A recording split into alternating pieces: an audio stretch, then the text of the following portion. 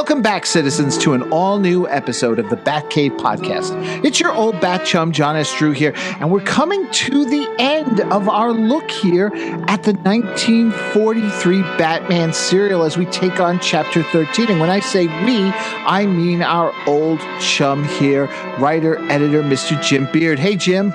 Oui, Paris. As we were getting ready to put this, to schedule this and such, just to give people an idea here, we've been sort of having bigger gaps between our recordings, and that's my fault because of my time and availability, although now it's getting better again. And so I misjudged, and I said, we're doing chapters 11 and 12. And as I'm watching 11, I'm going, this looks awfully familiar. And I remember Jim saying... you actually started watching it. I started watching it, and I'm like, didn't Jim say something about this already? And sure enough, I then jumped ahead to 12, scanned through it, and I'm like, yeah, we did these already, and I found the files, and... they're all interchangeable. Zingo. Wow. Yeah, zowie. But I'll tell you, then we get to chapters 13 and 14, and we can see that it's like, okay, everything's starting to come together for the ending finally. It's no longer just about, okay, now we're going off to a minefield a mine shaft, or we're going over here to... all the little mini adventures that went on, the plane, where we had to go get now it's like everything's because Linda's going to be captured and taken, and it's all coming together, and it's going to have the final confrontation, and I can't wait. Except it's all coming together except for one thing.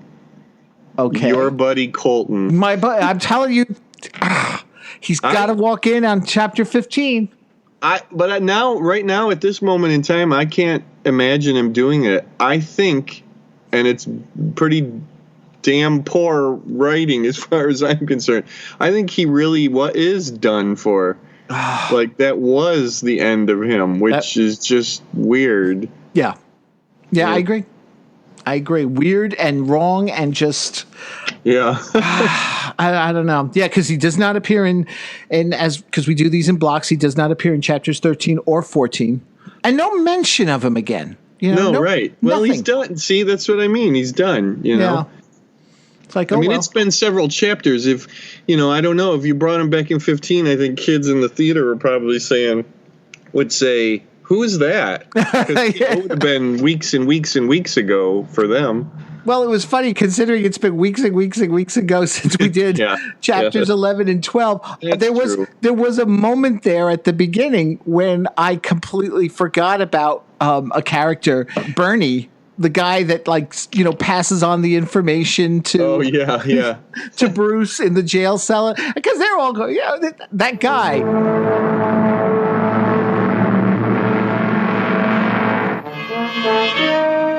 Eager to destroy Batman, Daka has planned to trap him through Linda Page.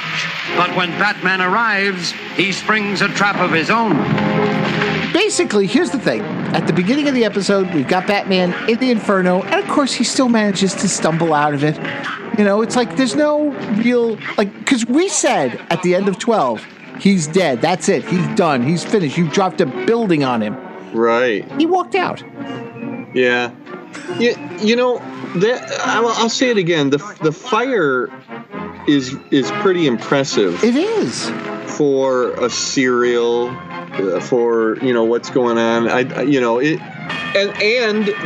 actor is right in the middle of it all. Mm-hmm. It's not effects. It's not that they had that they had a little fire right below the lens of the camera, to make it look like the whole room is on fire. No, the whole place was actually on fire. And I kept thinking, Batman, don't swing your cape around too much. Right. Because he's literally surrounded by fire. There's no way they could get away with that today because he's not wearing any sort of oxygen mask or anything at all like that. They just said, all right, we're going to light this whole room on fire and you're going to run around in it. Did you notice also in these two chapters, and I know I'm referring to, because again, as I say, we do the blocks, but did you notice in these two chapters, because you mentioned the cape, and we've laughed at the costume a little bit, how it hangs on him and stuff, and frankly, even Adam West wore it, I think, a little better than they do in these two serials. But not much, because his cape was all over the place too. True, but did you feel that the cape flourishes were a bit more dramatic in these? Like, I almost felt like if you did a really good screen grab, you could say, hey, that's a pretty decent representation of the comics at the time. You know what? Yes. Now that you say that, yes, there are moments where, he's standing there kind of turning around and, the belt and everything else.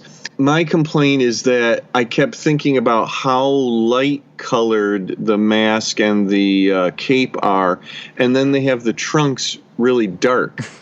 Mm-hmm. That they don't match. The other interesting thing I want to call out here is that, we started to think of Batman as dressed in blue and gray fairly early on, and then that lasted all the way up until, very modern times. When Batman was introduced in 1939, it was supposed to be that he was in black and gray. And they put blue highlights on the black parts, so it just wasn't a solid mass of black. And then somehow those blue highlights expanded and grew to the point where it flip-flopped, and then suddenly he was wearing a blue cape and mask and trunks, and it had, black shadows on it. This is 1943, and it's already, they didn't look at it as Batman wearing black and white, except his trunks are really dark, almost black.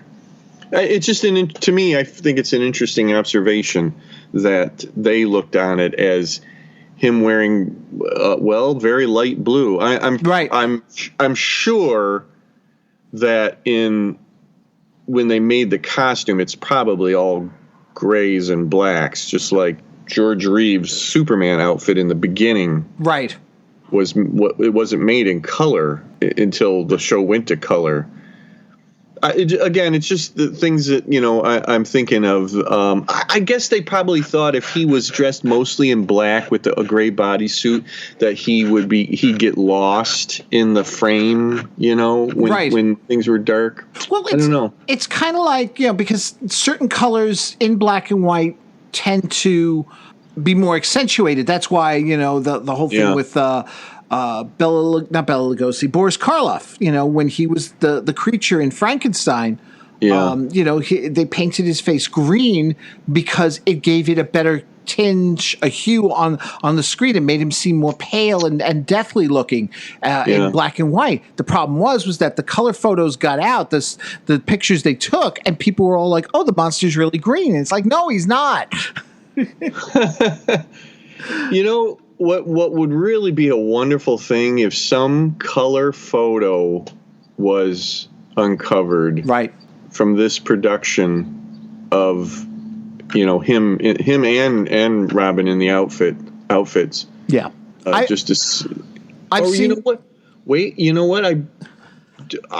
have a memory of, I think somebody maybe owns the Robin costume. Or maybe it's the 49 one, but something like that. But now that I think of it, it's in gray, if I'm not mistaken. So yeah, they must. It's probably no color, know. I've seen someone do colorization of the opening to chapter 1 of the Bat. It's awful, but yeah. Well, any colorization of black and white film is awful to me. But anyways, no, I agree. But I mean, this is it's like really, if you're going to do it, at least make an effort to do it right. And this was not at all even close to it. By the way, the episode's called 8 Steps Down. And as I say, Batman gets away from the fire. Linda's been taken away by Daka's men. And I love this next bit because he calls into Captain Arnold to find out if the man he told him to arrest, Bernie, had been, taken in. And they're like, no, because when we got to the Sphinx Club, they all said there's no Bernie here. And he's like, no Bernie. Yeah. And you took their word for it. You didn't take my word over. Like, he's insulted and he hangs up on Arnold. It's a nice little line. And I thought about this for a little bit after he said it. It is actually, I love it. Batman's kind of throwing his weight around a little bit, oh, well, you chose not to listen to me. Your mistake. Exactly. And then Captain Arnold gets all, hey, you wait a minute. Yeah, I like that scene. So Batman tells Alfred to drive them over to the Sphinx Club, where he goes in and he searches, the bar area and stuff, and behind the bar. And here he's being a detective. I mean, granted, it's 1940s detective, but he's searching, he's looking about, he figures out that there's a trapdoor behind the bar. Yeah. What you mean is he's using his brain. He's not just getting his teeth kicked in by, guys in suits. He's actually thinking. Yep. And he finds something. He finds that trapdoor, and that trapdoor leads him down to this room where Bernie's lying in a bed. Right. There's Bernie. Oh, I like that. There's a brief fight in which Batman is able to actually, I guess, one-on-one Batman's good there because he takes out Bernie. That's it. I think I even kind of thought of that in a little bit. It's like it's just one-on-one, he's okay. He wins that fight. Yeah. Yeah, exactly. Brings him back to the Batcave, where he interrogates him and such. And let me out of here. Not until you've answered some questions. Well, what do you want to know? Where's Linda Page? Where have you taken her? Who's she? I never heard of no Linda Page. You're lying. Where have you hidden her? I'm telling you, I don't know anything about it. What do you know about that house on Bell Street? I never heard of it. Better talk, mister. Honest, I tell you, I don't know anything about such a place. All right. Have it your way. Well, what are you going to do with me? You can entertain our little pets while we explore that Bell Street house. Well, don't go there. Not if you want to keep your health. What you say makes me believe that place is really worth a visit. Well, if you go there, you'll never come out alive. Why should that worry you? Well, because if they bump you off, I'll starve to death in this spooky hole. Don't worry. We'll be back. And Bernie's not too intimidated. He's just more concerned, just like all the others, of the bats that are flying around. Yeah. What is the concern? Is it rabies? Do they think they're going to get turned into vampires? I wonder at that time what was the concern, and I'm going to assume it was rabies. I think it's a fair assumption. Now, the thing is, did you get the feeling that Batman was setting him up to also go use the phone or something there at first? I did. Not really. No, I didn't get that. Yeah, I thought maybe he was trying to do the same thing to him that he did to the other guy. But instead, Batman informs him he's going to head over to the Bell Street house and check that area out where Chuck White had been before and such. And then we get to Daka. And this is probably one of the, again, and this is why I say we're getting to this point where it's like everything's converging because we're getting more Daka. In a few days, this model of atom disintegrator will be completed. Now. Yeah, and some, to me, more good stuff. It's interesting how much I've changed my outlook where I kind of look forward to the Daka scenes. Mm-hmm. Well, everything worked out fine. The Page girl fell for our scheme, and the Batman came to her rescue, just as you thought he would. I trust you took good care of him. Sure. The Ajax factory caught on fire, and the Batman was burned to death. You won't be bothered with him again. Another Batman killed, eh? I hope that is the last of them. He's still kind of a fool, He's not that masterful of a villain, which is interesting in itself. But I pretty much like all this stuff that we're starting to talk about now. Yep. And as we can, go ahead. Well, the whole thing that comes up again about that there's more than one Batman. Yes, but here's the thing that I thought was interesting because well, first of all, we see Warren again because he's using Warren to carry things around and stuff, and he sends Warren off, and Linda is brought before Daka. And of course, we get that great, lesson there because she, blurts out a Jap. Yeah. Well, number one, I made a note of this, is Daka's grin when he sees Linda is pretty, fun. It's like his that look on his face when he sees her. But yeah, she goes, a Jap. And then Please to say Nipponese. Yes, he gives her the lesson there on that. Yeah. But now, as the rightful rulers of the world. Yes. But then we get this thing, and I'm like thinking, did I miss a beat, or is this just out of the blue? Because Daka then tells her he wants to meet Bruce Wayne because he suspects that he's the Batman. Thank you, John. Thank you. If we were together, I'd shake your hand. COVID-19 or not, I put a star by this. How did Daka get onto this idea of Bruce as Batman? Like, right, where did that come from? I know it's been a while since I watched 12, but I don't remember that. No, I don't think either. At one point there was a mention of it by somebody else, and it was dismissed. Right. I think Daka was the one who dismissed it. Like, no, that idiot. He can. Now thinking that these Batmans are idiots, maybe he just changed his course on that and thought, oh, maybe that stupid millionaire playboy, it could be one of them. But yeah, it is interesting that he's going to use Linda to lure Bruce in. I would have accepted even just another line or two to the effect of, Bruce Wayne is bankrolling the Batman program or something. Wow, that would have been ahead of its time. Yeah. Because, just a few years back in Batman comics, Grant Morrison did that storyline. In fact, there was a whole comic, Batman Incorporated, where Bruce made a big public announcement, a press conference where he said, I've been bankrolling Batman all along. So, yeah, that's a very interesting thought. Right. Now, at first he uses Warren to try and get leverage on Linda to do what he wants, but Linda still refuses now. So he gets her all ready to be zombified as Batman and Robin arrive at the Bell Street house. Now, I meant to mention this the last time, and I completely forgot, because remember the Bell Street house, Daka was able to, through the picture in the wall, look through the eyes, and in fact, Batman even points at the picture and says, that's the picture that it looked like it was following me and stuff. And I forgot to mention the last time, and it hit me as I was watching again. That picture looks a lot like Alan Napier. It's funny. I didn't even really focus on the person in the picture itself. It was Alan Napier weird. As we knew him in the 60s. Yep. That's a fun connection there. Yep. Oh yeah. Absolutely. Well, there's a better one coming up. And here's the thing, though, because I know we talked about this. The Bell Street house has to be in close proximity then. It can't be too long, I would imagine, to the Chinatown fun ride, to Daka's base. Because it turns out, as we're going to find out, there's two entrances, either the fun ride or the Bell Street house.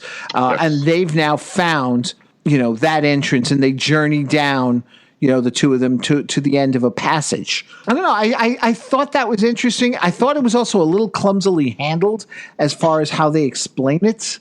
It wasn't very well directed because I don't know. And again, we've talked about this at the beginning of the show, before the show. This episode moves very fast. And many commentators on this have said this is one of the shortest episodes in the series. So it's just, I don't know. How we got to that quickly, which is odd in a serial, because you would think that they'd pretty much go out of their way to make every chapter the same amount of time. You would think, yeah. Yeah. So what are the 8 steps down?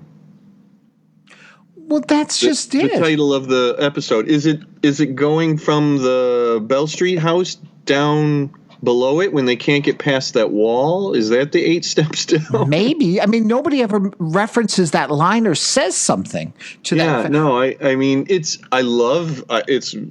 me, it's a very pulpy title, but it's not. It doesn't really telegraph anything, but I'm assuming that that's what it is when he says, it's solid, let's go around to the outside and try to check it out. And then we don't really see them outside. I think the next time we see Batman and Robin, they're already going down into... Right, exactly. Okay. That's what I mean by, it's a little, the direction, the film editing, the whole thing there, and that doesn't make sense because it's like, it's a shorter. Like you could have had a little more film. You could have had a little more time exploring. Let me throw that out there. Then maybe something happened in during production, during filming. There might have been more stuff filmed, and it was unusable for some reason. Yeah. Or they ran out of time that week, or that day when they filmed, or something like that. But you're right. There is some shorthanding going on, and then if you say this episode is shorter than normal, it could have been, the intention could have been. I wonder if any of the scripts survive of this serial. That would be interesting to look at. Not that I've really looked into it. Right, exactly. But that would be really interesting to read. Yeah, especially this one, to see if there was more going on here and why this was shorter. But you know what? That's okay. You want shorter in this serial. You want them to get to the point of things. You want, and these serials should be, biff, bam, boom, constantly. Right. And speaking of getting to the point, this one does, as you say, very, very quickly, because Daka now has Linda hooked up to his zombie machine. He starts the process, and she does a great job of, she's not screaming or anything, but she's got this weird look on her face as the process is happening. It is. Well, I have a feeling that's more the actress than anything. The actress going, how the hell did I get myself into this? Well, my agent is going to hear about this. I am never doing one of these stupid serials again. I'm sitting here with this stupid thing on my head. Yep. And my shoulders. Yeah. But it's interrupted because Batman triggers an alarm when he steps on a stone, and Daka comes over and sees him on the screen. Now, if I remember correctly, he sends Robin off to get something or do something. That's why he's alone. Yeah. Right. And that keeps happening. Yes. Robin is not there for one reason or another. Right. When he goes into the Sphinx Club, Robin, he's not coming in with Batman. He's by himself. Right. And then, that's another situation. So he's searching around by himself. He finds the stone, which is actually a switch that it looks like all it does is turn the light on. Right. It turns the light on, but it also sets off the alarm. Right. Daka sees him on the screen, throws a switch, and Batman falls into a pit where the walls, which have swords on either side, start moving towards him, a la, the 66 Batwoman episode. Shades of 66. Yep. This is so funny to me. Obviously, that's a cliche, a trope. The room with the walls that are coming in. Sometimes they have spikes on them. Sometimes it's just that it's going to crush our heroes, a la Star Wars. But I guess I never really expected that something from Batman 66 would have been done exactly in 1943. It makes me wonder if in 66 anybody then, or whoever wrote the Catwoman episode, was aware of this. We've always been told that these serials were shown in the years preceding the making of Batman 66, and that's one of the things that kind of inspired them. So it could very well be that was a direct inspiration of doing this. Yep. And then I love it because Daka's watching this or whatever, and I wrote his gleeful cackle when he's watching it, and then he goes, "Oh, that is enough," and he turns off his screen and goes back to what he's doing. Right. He goes back to Linda and starts the process on her, which then brings us to the conclusion. We've got two of our characters in peril in this episode. Yeah, I don't know. I don't know why I get a kick out of that when that gong sounds and then the swirling thing, that shows us. And I don't know where that narrator is from, but I had to laugh because he says that the crocodiles are ravenously hungry. not ravenously like most of us would say, but raven as in the bird. I don't know if that was supposed to be some kind of pun, but I didn't see any ravens or crows or blackbirds or anything like that at all. But we are told that those crocodiles are ravenously hungry. Yeah, I bad read there, I guess, on his part. Yeah, and you know what? If I'm not mistaken, the scenes to next week tip their hand to us because it shows Batman. Well, the scenes to next week, and then when we get to episode 14, I was the same way. I'm looking at it going, wait a minute, how do you tip your hand like that with the scenes there for that one? Because they've always been pretty good about that. Yes, they have. There was that one in particular where Batman, it was a Batman, I forget which one it was, but they focused at the entire narrative of the coming attractions to Robin is doing this, and it's all Robin through the whole thing. Yeah. I mean, they even go so far as to say who's in that box. Right. They show, and you think, oh, it's Batman's coffin or something, Mm-hmm. But yeah, none of that. It's like, oh, there's Batman right there. Oh, he must get out of that spike room thing. Yeah. Oh, well. Oh, man. Hey, one more thing. Sure.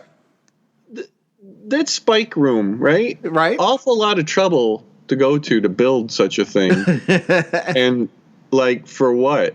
I mean, did they build it? Does Daka have it built, in the hopes that someday somebody might come down and they get them to fall in that trap door, through the trap door into that spike room? I mean, that's got to be pretty expensive to build a room like that.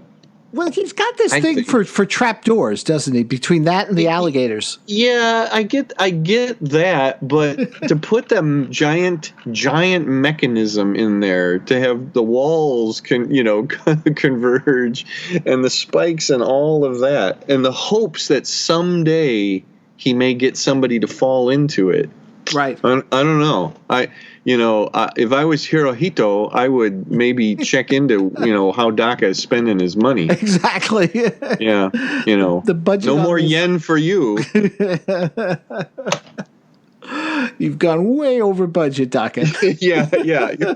Your budget, man, is celestial. Ba-doom, boom. Oh, man. But it moved fast. I mean, I blinked and I'm like, wow, we're at the end.